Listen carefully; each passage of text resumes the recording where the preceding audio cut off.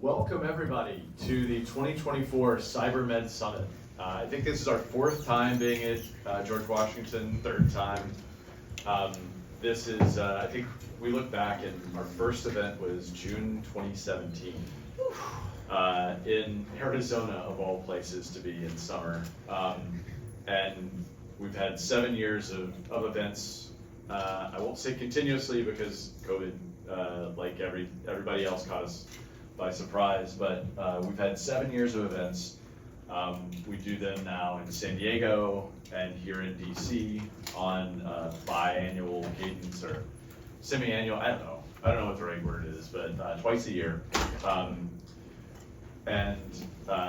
Usually our San Diego one is a little bit more heavily clinically influenced with the clinical simulations that we do. It's a couple of days, some really in-depth conversations. And DC is a little bit more policy oriented. This year we are overtly doing a lot more clinical conversations, trying to get more of the blending of clinical and cybersecurity together, including some discussions about finance, some discussions about disaster medicine, disaster scenarios. And so we are excited to have you all here. We hope and encourage you to listen, to engage, to speak with others, and to come and talk with us. We've got a very good, very full day, full of conversations and talks. We've got coffee out there, so during the breaks, if you want to go grab some coffee, please do. We're going to have lunch around noon, and then we've got coffee in the afternoon as well, so make sure you stay hydrated, make sure you stay full of pep for all the energetic conversations that we'll have. Josh? All right, is this working? Yeah. Good. All right, in addition to that, we really want to call out and thank some of the founders. So 2 of the founders couldn't be here. This was started in 2017, as Bo indicated. Two kind of hackery policy guys met 2 kids who grew up going to hacker conferences and then went to med school and then said, you know, we could really introduce some visceral experiential learning by taking normal simulations in the ER and adding actual hacking to that. Oh, I just lost it. Actual hacking to those ER simulations to see if the physicians could treat the symptoms, take care of the patients, adapt and overcome. And we said, let's try it. We also decided we should get hospital leadership and state and local government involved and do tabletop crisis simulations for a ransom event in case ransomware ever hit healthcare. Like, who would ever ransom a hospital? And we wanted to make sure that we rehearsed for the fire drill before the fire. And every time we did it, people died in the simulations. And every time we did this, we learned something new. And every time we add new stakeholders to the stakeholder mix, we learned something new. So we're encouraged to keep doing it and eventually founded a 501c3. So we should call out and thank, there's somewhere in my slides, I think, in a minute, but Dr. Christian Demeth could not be here today, but he's one of the founding physicians that grew up a hacker, and Dr. Jeffrey Tully also co-founded this, and they're here in spirit, so we always want to call out the pioneering work that they've done here for the first ever ER hacking simulations and what it's turned into. Hi, I'm Natalie Sullivan. It's really nice to meet you all, and we're so excited to be hosting you all here today at GW. I'm an emergency medicine physician, and we are co-hosting this event with the Department of Computer Sciences. So really excited to have you all here and have this opportunity to collaborate with so many different types of stakeholders. Just from a practical perspective, if you have any questions about the building or need any additional resources while you're here at GW, please let me know. We have a whole crew of medical students and residents who are also volunteering today and are happy to help you. And in the case of emergency, our exit plan would be to go up the stairs and out the 23rd Street exit, and we can get away from the building across the street into the courtyard. Any comments on that? Yeah, so most of you should have gotten a badge today, a red heart. This is a design that we had an artist named Irish Rockwell come up with a few years ago. We used it on a couple of different things, some t-shirts, some swag bags, some different things. And it's kind of a tradition out at a lot of the hacker conferences, particularly DEF CON, to make up little printed circuit board badges. And we said, you know, that's a cool design, maybe we'll throw it on there. Because this heart, if you haven't examined it really closely, it is a not quite anatomically correct heart, but it looks close enough to my lay view. But it is made out of machine parts, so it's kind of like a steampunk heart. So fusing the mechanical and the biological. Also, if you hold it up to the light, you can see that it's multiple layers, and you have to get a bright light to see it. There's also some other cool, interesting Easter eggs in there with people's names on them if you shine UV light at it.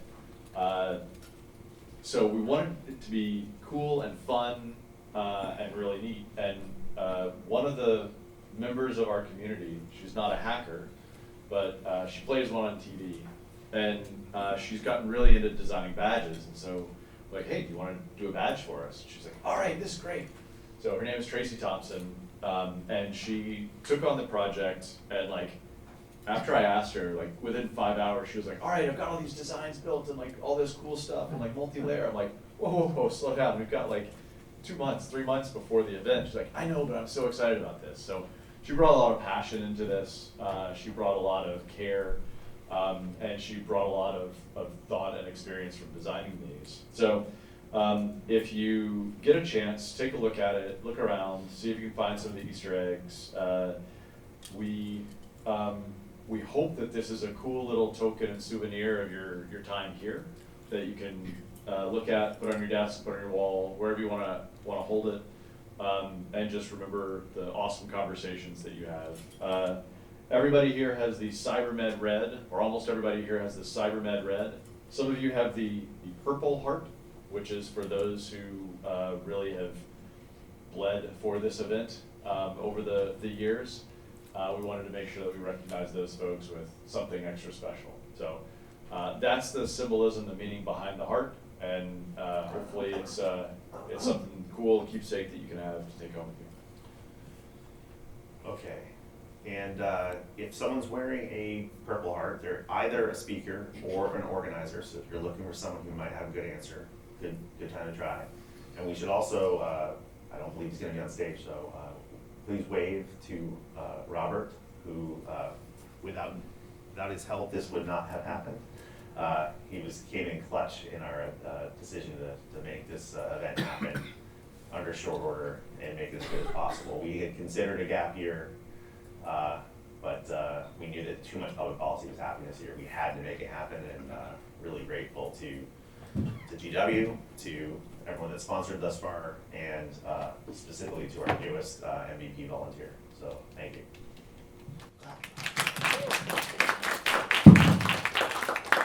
Okay, so we have a packed agenda where we'll get started in a minute. Delayed opening remarks, but just for the run of show, this should be on the website if you'd like to look on your phone at higher fidelity and resolution. And with a couple minor adjustments, just maybe 20 seconds on each thing. Here we are opening remarks. I'm going to talk through some things about the theme and philosophy of the track this year and why we chose the speakers we chose. We'll have a quick break because I hope to flood you with information in the first one, not for retention, but for feelings and textures and contours. Then we're going to have a hospital CISO from one of the most impactful, damaging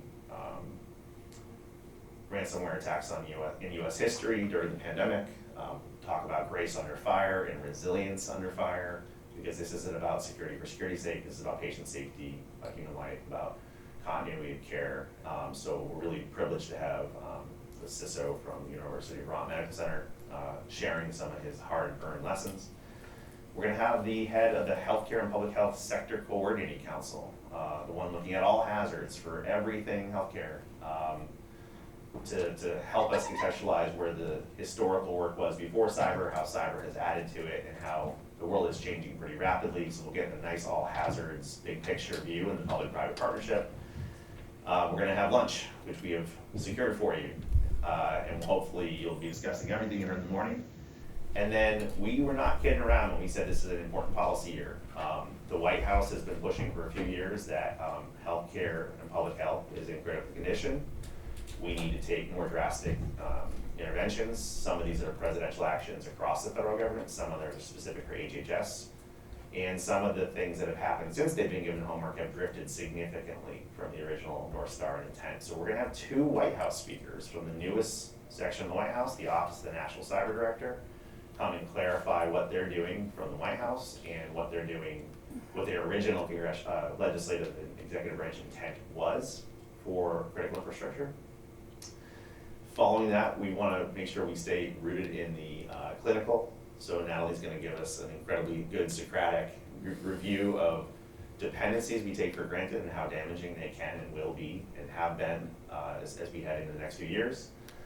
And we're really excited to have a late-breaking surprise combo, but Jen McLaughlin from NPR is going to be here to fireside chat with a nurse from one of the newest large hospital ransoms, who is also the president of the union for those hospitals, who didn't talk much about cyber prior to these ransoms, but has been living gripping, overwhelming, disorienting disruption at scale, and really want to make sure that we're not just having cyber people and tech people and business people discuss what to do with public policy. We have to ground and root ourselves in the care delivery. So we're going to hear from someone who's not necessarily a cyber expert, but realizes that cyber is now a new hazard that has to be woven in. So I hope that we can really listen across the stakeholders here and speakers.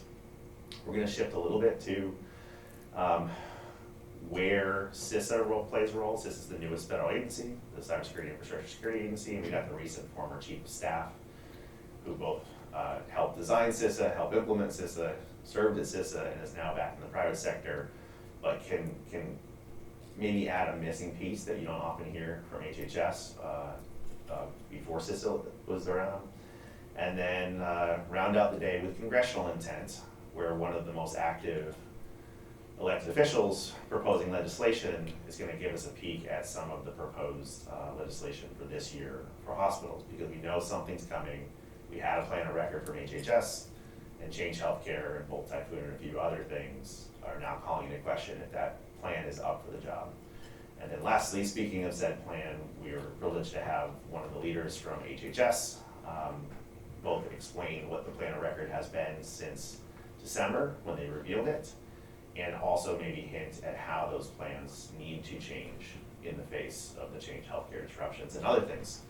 So if that's fairly clear, lots of good content. We have a really distributed stakeholder group here.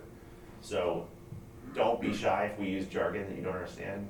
Last night our speaker prep, everyone had some piece of jargon that someone else didn't understand. So the purpose of these multi-stakeholder summits is to meet people where they are, to use empathy, to listen more than we speak, to try to learn something new. And you're gonna have an incredible audience whether you realize it or not. There's a lot of staffers in the room, there's a lot of executive branch people in the room. They're not trying to hide or lurk, they're just trying to learn. And please take advantage of those during the breaks to introduce yourself and say what you want, need, and fear. Because this is the year some things are gonna happen. We should do the best we can to make sure they're the right things. Anything else from you two? All right, welcome.